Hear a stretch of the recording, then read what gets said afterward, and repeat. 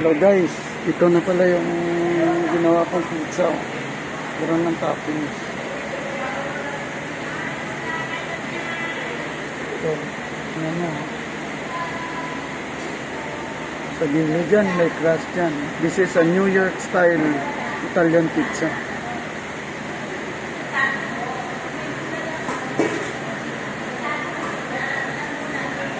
Sarap to, makakapal yung dough.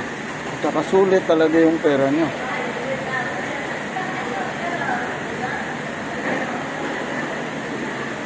Ito po yung pizza na ginawa ko.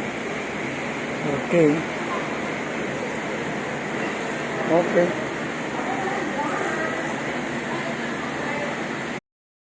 So guys, pizza natin to.